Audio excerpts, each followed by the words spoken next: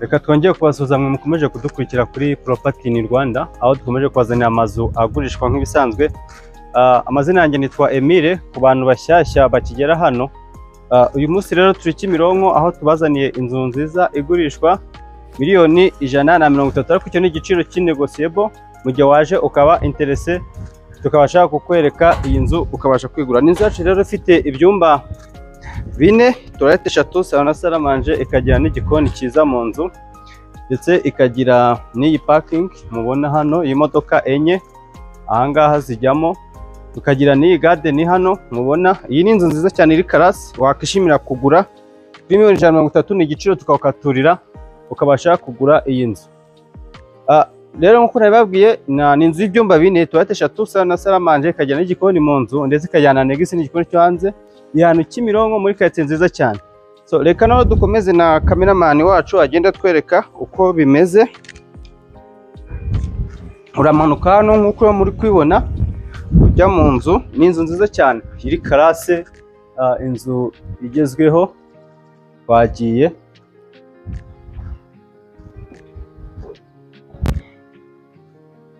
uri kwibona hano uturi hano imbere, ushobora kuza ufite, ushobora gucarira cyangwa ugacari. Abana hano imbere kuri balcon hayo, abana ni ahantu heza nkuko muri kugenda mubibona. Ukinjira hano imbere, iyi nzu nziza cyane ndayatuye.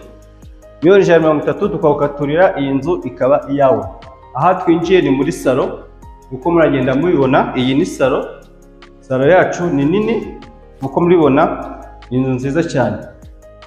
Urabona amatara, ushobora guhindura amatara bitewe n'ibara ushaka kuba wahitamo gukoresha bitewe n'urumuri. Ukaza rero uvuye muri salo, uza hano muri salle à manger uko muragenda mubibona.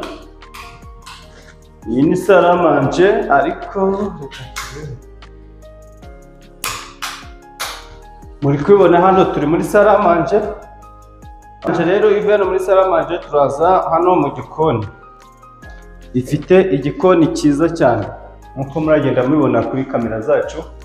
Igikoni cyiza kigezweho, modern kitchen, igikoni kinini cy'utubati batwereka kuri kamera. Wana igikoni kisanzuye kinini gifite utubati twiza nkuko muragenda mubibona ukuntu igikoni cyacu kimeze.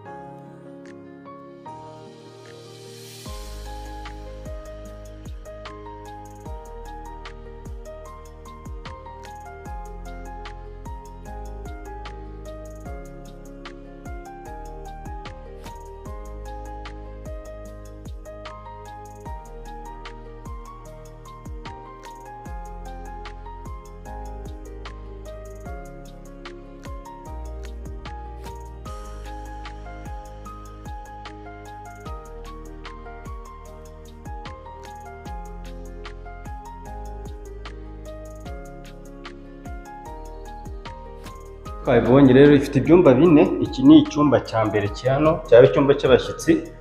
Uko mukubona, iyi ni inzu nziza ifite ibyumba byagutse, imbere ni hanini cyane uko munagenda mubibona.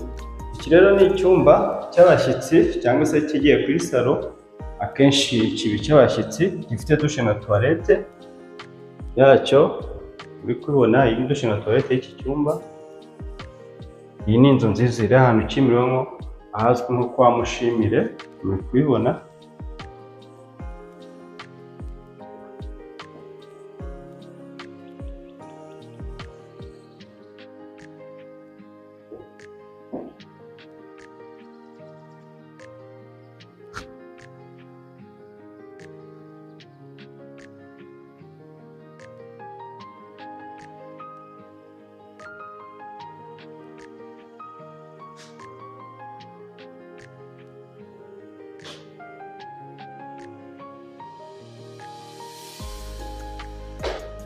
Tuve hano rero kuri salle à manger tureka turebe ibindi byumba bitatu bisigaye.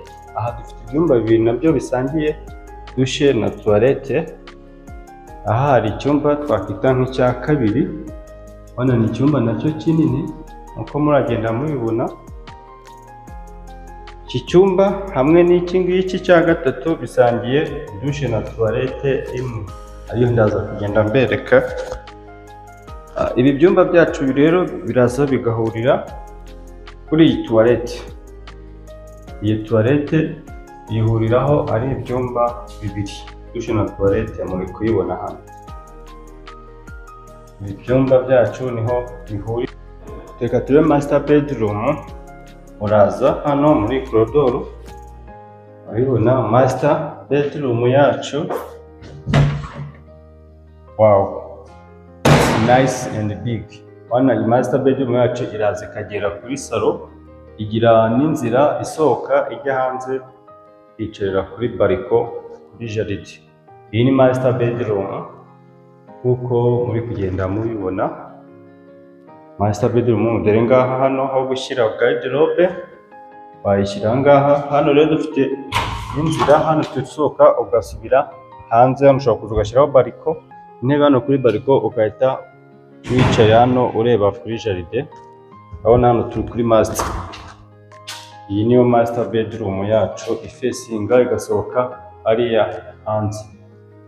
Nkuko nabibabwiye rero nayo self contained. Iyi ni douche na toilette hano muri master bedroom. Wow, nice, you see. Ni big bathroom. Wow, nice, you see.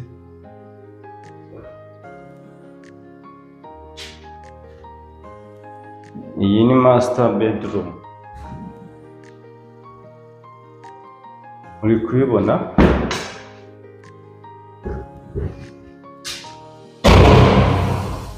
Iyi ni douche na toilette ya master bedroom yacu. Iyi nzu ni nziza cyane. Kimironko hazwi kwa Mushimiye, ni inzu nshyashya uko mwabibonye. Iri kugurishwa $130,000 n'igice, ariko waba interese turagukaturira. So tuvuye hano rero reka ngiye kubereka hanze ukuntu mu gikari hameze nk'inzu, murebe uko naho hameze.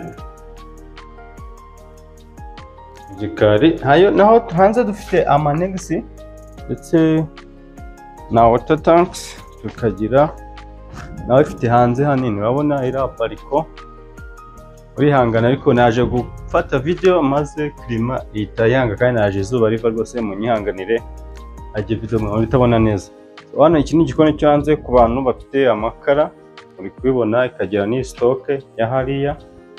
Ukaza iyi ni inzu y'umukozi ushobora kuraramo nkuko muri kubibona. Tugasubira ku irembo. Niyi hano dufitemo umukozi ashobora gukoresha. Mukubona cyane ikigega cy'amazi. Aha tuhita dusubira ku irembo,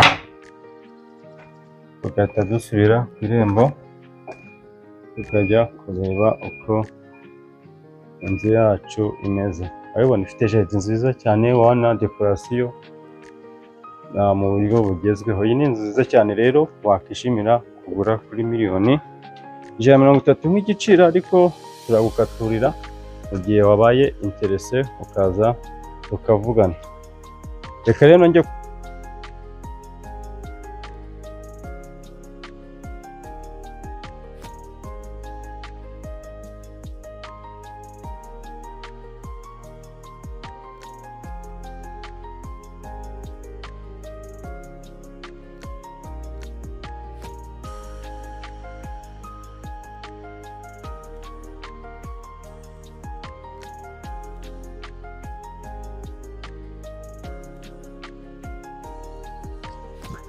reka twongeye kubashima rero, kandi nkuko tumaze kwibona ni inzu tumaze kureba iri Kimironko ahazwi nko kwa Mushimire.